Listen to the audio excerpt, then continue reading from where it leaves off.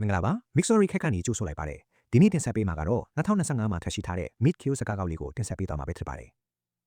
ဒီဇလန်ကနယ်သာလန်နိုင်ငံရဲ့အကြီးဆုံးဝမ်မွေးမြူရေးခြံကြီးတစ်ခုမှအခြေတင်ထားတာပါဇလန်အစမှာတော့ဒီခြံမှာအလုပ်သစ်ဝင်လာတဲ့ Myth ဆိုတဲ့အမျိုးသမီးငယ်လေးကိုတွေ့ရမှာပါတနေ့တော့အလုပ်သမားတွေဝက်တကောင်ကိုတက်ဖြတ်နေတာကိုသူမကတိတ်တဆိတ်ဗီဒီယိုရိုက်နေခဲ့ပါတယ်ဒါပေမဲ့ကံမကောင်းစွာနဲ့ပဲသူမဗီဒီယိုရိုက်နေတာကိုအမိဖိုင်ခံလိုက်ရပါတယ်နော် Myth ကထပ်ပြေးဖို့ကြိုးစားပြီးမဲ့နောက်ဆုံးမှာတော့အဖိုင်ခံလိုက်ရပြီးခြံပိုင်ရှင်ဂျိုနက်ရဲ့ရုံးခန်းတွေကိုခေါ်ဆောင်သွားခြင်းခံခဲ့ရပါတယ်Myth ကသူ့ရဲ့လုပ်ငန်းခွင်ချင်းကြီးတွေကိုတိတ်တဆိတ်ဗီဒီယိုရိုက်နေတာကိုဂျိုနက်သိသွားတဲ့အခါမှာတော့သူမရဲ့ဖုန်းကိုချက်ချင်းပဲနှစ်ပိုင်းချိုးဖျက်ဆီးပစ်လိုက်ပါတယ်။သူမဘာကြောင့်ဒီလိုလုပ်တာလဲဆိုတာကိုသူကသိချင်နေတာပါ။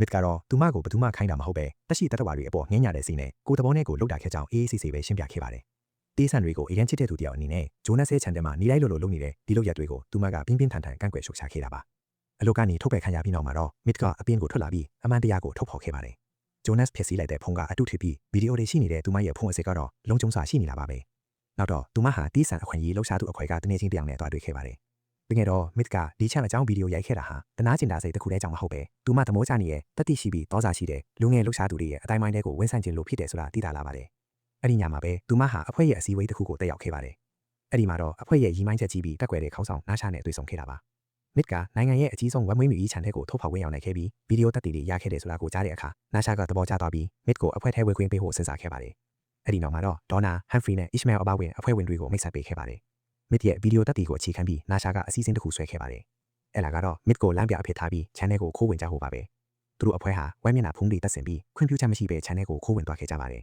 ။သူတို့ရဲ့အီမန်ချက်ကတော့ရိုးရှင်းပါတယ်။အဲ့ဒီမှာဘေးလောင်ခံထားရတဲ့ဝက်တွေအလုံးကိုလွတ်မြောက်အောင်ကဲထုတ်ပေးပြီးသူတို့ရဲ့ကရုဏာတရားကိုပြသဖို့ပါပဲ။ဒါပေမဲ့အခြေအနေတွေကသူတို့ထင်တယ်လို့ထင်မလာခဲ့ပါဘူး။ခြံထဲရောက်သွားတဲ့အခါဝက်တကောင်မှမရှိတော့တာကိုတွေ့လိုက်ရပါတယ်။ဝက်တွေကိုတခြားနေရာကိုရွှေ့ပြောင်းလိုက်တာဒါမှမဟုတ်တက်ဖြတ်လိုက်ပြီးဖြစ်နေလို့ပါ။လက်ပလာနဲ့မပြင်းချင်တဲ့အတွက်သူတို့ဟာစိတ်ပြက်လက်ပြက်နဲ့အဆောက်အုံကိုဖျက်ဆီးပြီးနိုင်ငံဒီပေါ်မှာချမ်းရဲ့လုပ်ငန်းတွေကိုကန့်ကွက်တဲ့စာသားတွေရေးသားခဲ့ကြပါတယ်။အဲ့ဒီအချိန်မှာပဲချမ်းပိုင်ရှင်ရဲ့တားအကြီးဆုံးဂျက်ကိုနဲ့ထိတ်တိုက်တွေ့ပါတော့တယ်။မိသားစုစီဝါရဲ့လုပ်ငန်းကိုဖျက်ဆီးထားတာကိုမြင်တဲ့အခါဂျက်ကိုကသူတို့ကိုထားသွားဖို့နဲ့ဖျက်ဆီးထားတာတွေကိုပြန်ရှင်းဖို့ပြောခဲ့ပါတယ်။ဒါပေမဲ့ဒီလှုပ်ရှားသူတွေကနောက်မဆုတ်တဲ့အပြင်ဂျက်ကိုဝိုင်းဝန်းဖန်ဆီးပြီးအိမ်ထဲကိုအသိအတမ်းမှခေါ်ဆောင်သွားခဲ့ကြပါတယ်။အိမ်ထဲရောက်တဲ့အခါမှာတော့ဒုတိယသားဂျိုနာသန်ကအပေါ်ထက်ကအခန်းထဲမှာရှိနေတဲ့သမီးအငယ်ဆုံးဘီယန်ကာတို့နဲ့တွေ့ခဲ့ပါတယ်။ဘီယန်ကာလေးကတော့တုံးလုတ်ခြောက်ခြားနေတာပါ။ဒေါနာကခလီမလီကိုနှစ်သိမ့်ပေးနေအစားပိုကြောက်သွားအောင်မျက်နှာဖုံးကိုချွတ်ပြခဲ့ပါတယ်။သူမကခလီမလီကိုမင်းအဖေကလူသက်သမားတရားလို့ပြောခဲ့တဲ့အပြင်ဘီယန်ကာရဲ့အယုတ်တရုတ်ကိုပါဖျက်ဆီးပစ်လိုက်ပါတယ်။ဒါဟာ6တန်းကိုထပ်ထပ်လုပ်တဲ့ရက်ဆက်တဲ့လုပ်ရတစ်ခုပါပဲ။အဲ့ဒီအချိန်ကစပြီးအခြေအနေတွေကပိုပြီးအကြမ်းဖက်တဲ့ဘက်ကိုဦးတည်သွားပါတော့တယ်။အောက်ထပ်မှာတော့နာရှာက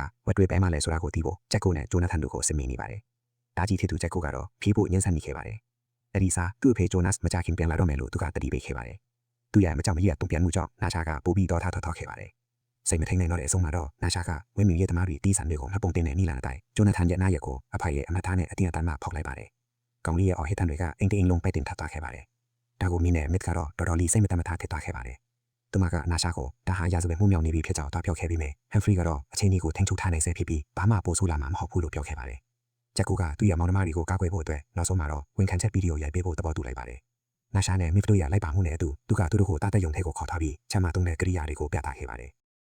ဗီဒီယိုရိုက်နေတော့မှဂျက်ကအချင်းလေးကိုလောင်ပြောင်းတယ်လို့မျိုးရေမောနေခဲ့ပါတယ်။ဒါကိုနာရှာကမောက်မာတယ်လို့မြင်ပြီးပိုပြီးတီတီတန်းတန်းရှင်းပြဖို့သူ့ဘေးမှာကက်ရက်ပြီးဖိအားပေးခဲ့ပါတယ်။အဲ့ဒီအချိန်မှာပဲဂျက်ကအခွင့်အရေးကိုအရာယူပြီးသူတို့ထက်ကတယောက်ကိုတွန်းထုတ်ကာမီးတွေကိုပိတ်ပြီးမောင်ထဲမှာထွက်ပြေးသွားခဲ့ပါတယ်။နာရှာကမီးကလေးကိုလိုက်ရှာနေတော့မာတာကတမီးနဲ့သူ့ကိုလိုက်ရှာခဲ့ပါတယ်။အဲ့ဒီမှာတင်ဂျက်ကပြန်ပေါ်လာပြီးမာတာကိုတိုက်ခိုက်ခဲ့ပါတယ်။တခြားသူတွေရောက်လာပြီးသူ့ကိုပြန်ဖမ်းနိုင်ခဲ့ပါတယ်။အခုတော့ဒေါ်ဗအကြီးကျယ်ထန်နေတဲ့နာရှာကဝက်တွေကိုမလှုပ်ရှားနိုင်အောင်လုပ်တဲ့လက်စစ်ကျင်းစက်နဲ့ဂျက်ကိုတိုးပစ်လိုက်ပါတယ်။သူ့ရဲ့နာကျင်စွာအော်ဟစ်တန်တွေကကြောက်စရာကောင်းလာပါတယ်။သူ့အိတ်ကိုရဲ့နာကျင်နေတဲ့အတန်းကိုကြားရတဲ့အခါဂျိုနာသန်တယောက်စိတ်ဓာတ်ကြပြီးငိုယိုကခွတ်လွတ်ဖို့တောင်းပန်တော့တယ်။သူကကွယ်လွန်သွားပြီးဖြစ်တဲ့သူတို့အမေအကြောင်းနဲ့နေမကောင်းဖြစ်နေတဲ့ညီမလေးဘီယန်ကာအကြောင်းကိုပြောပြပြီးကရုဏာထပ်ဖို့တောင်းပန်နေပါတယ်။ဒါပေမဲ့အစ်မီကတော့သူတို့အဖေလုပ်ခဲ့တာတွေကိုပဲအာယုံဆိုင်ပြီးဘာမှမတိကျကြွပြုနေခဲ့ပါတယ်။တားတယုံထဲမှာတော့ဂျက်ကအသက်လူနေရပါပြီ။နာရှာကတော့ရက်သက်မဲ့အစားတရက်ဆန်တွေလည်းနေတိုင်းဒီလိုပဲခန်းစားနေရတာလို့ပြောပြီးရဲမောနေခဲ့ပါတယ်။ဒါပေမဲ့ဂျက်ကရုတ်တရက်ပလန်လဲတိုက်ခိုက်ခဲ့ပြီးနာရှာနဲ့မာတာတို့ကိုထောင်ပိန်နေသွားစေခဲ့ပါတယ်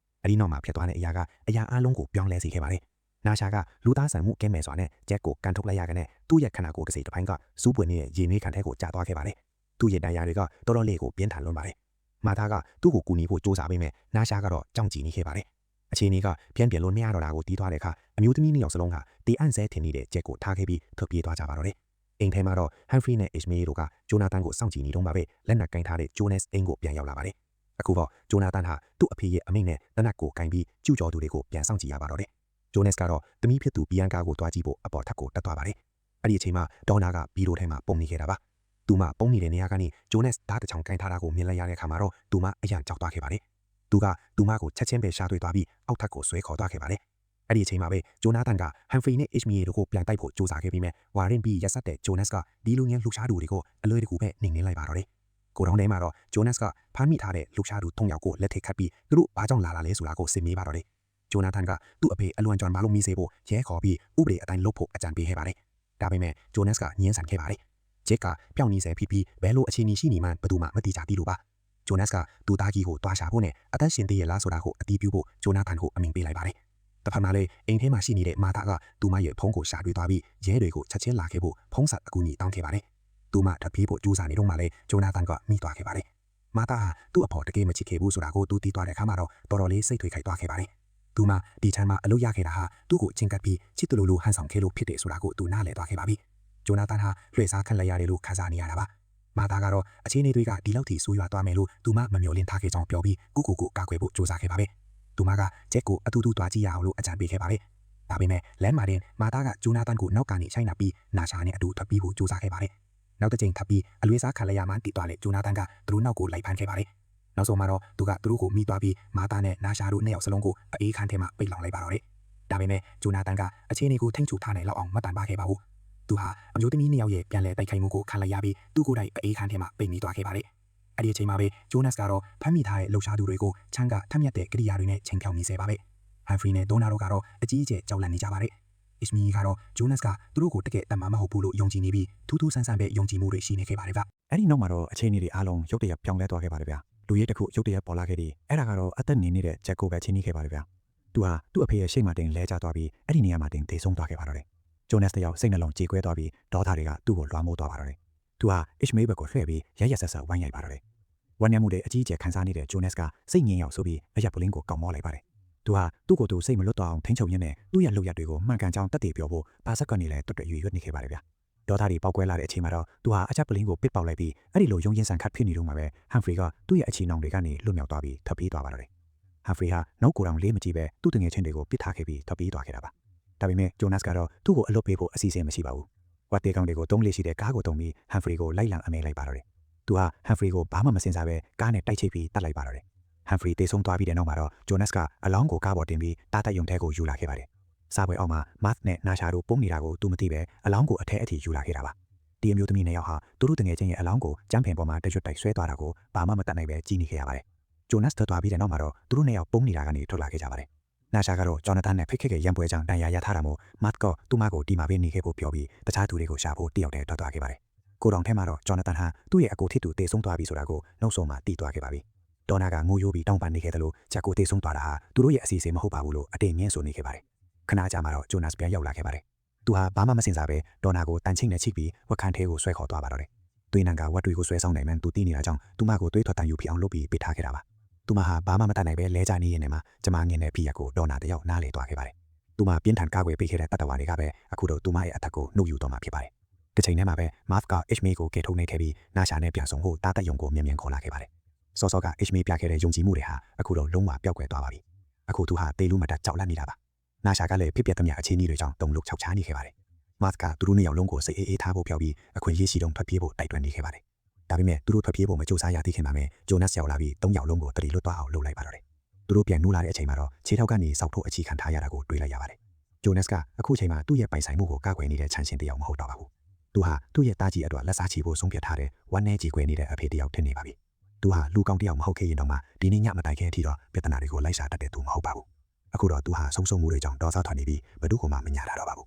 HMA ကိုရရဆက်ဆက်ပပြတ်လိုက်ပြီးနောက်တစ်ယောက်ကတော့ Mars ပဲဖြစ်ပါတယ်။ဒါပေမဲ့ဂျိုနက်စ်ကဆက်လုပ်ဖို့ပြင်နေတော့မှပဲဂျော်နသန်ကရုတ်တရက်ပေါ်လာပြီးဒီယူသွမှုတွေကိုတားဆီးဖို့သူ့အဖေကိုနောက်ကနေရိုက်လိုက်ပါတော့တယ်။ဂျိုနက်စ်ကသူ့သားဘက်ကိုအာရုံလိုက်သွားတဲ့အချိန်မှာပဲ Mars ကလွတ်တောင်ယုံပြီးတခြားအခန်းထဲမှာတွားပုံနေခဲ့ပါတယ်။ဂျိုနက်စ်ကအသားဖြတ်ဆက်ကိုကိုက်ပြီးသူ့မနောက်ကိုလိုက်လာပါတော့တယ်။ Mars ကအသားရီစုပုံထားတဲ့တိုးလောင်ယုံထဲကိုပြေးဝင်ပြီးသူချာမတွေ့အောင်ပုံနေခဲ့ပါတယ်။ဂျိုနက်စ်ကသူ့မရဲ့စိတ်သက်မှရောက်လာတဲ့အချိန်မှာတော့သူ့မဟာဘာမှမစင်စားပဲတုံ့ပြန်လိုက်ပါတော့တယ်။သူ့မဟာသူ့ရဲ့လက်ပင်ကိုကိုက်လိုက်ပြီးအသားဖြတ်ဆက်ကိုတုံးပြီးတော့ပဲအသက်ရှင်ကြရတော့အတွက်သူ့ကိုပြန်တက်လိုက်ပါတော့တယ်။ဂျိုနက်စ်တီးသွားတာနဲ့ Mars ကနာရှာကိုတွားခဲ့ပါတယ်။ပြီးတော့တတိလွတ်နေတဲ့ဂျော်နသန်ကိုလည်းနိုးလိုက်ပါတယ်။ခဏတာတော့ဒီအိမ်မှာစိုးကြည့်ပြီးဆုံးသွားပြီလို့ထင်ခဲ့ရပါတယ်။မတ်ကဂျော်နသန်ကိုဒီနေရာကနေဝေးရကိုထပ်ပြေးပြီးဘဝတစ်ဆူဖို့ခေါ်နေခဲ့ပါတယ်။ ဒါပေမဲ့နာရှာကတော့သူ့မရဲ့ဒေါသတွေကိုမလွတ်သေးပါဘူးသူမဟာပါတတိပေးချမှမပေးပဲဂျော်နသန်ကိုဓာမနဲ့နောက်ကနေထိုးတက်လိုက်ပါတော့တယ်ဒါဟာသူ့မရဲ့တငယ်ချင်းတွေအတွက်လက်စားချေတာလို့လည်းပြောခဲ့ပါတယ်မတ်ကတော့အရန်ကိုထိတ်လန့်သွားခဲ့ပါတယ်နာရှာရဲ့လူရက်ကိုသူမလက်မခံနိုင်ပါဘူးဒီအမျိုးသမီးနှစ်ယောက်ဟာနောက်ဆုံးမှာတော့ထိတ်တိုက်တွေ့ကြပါတော့တယ်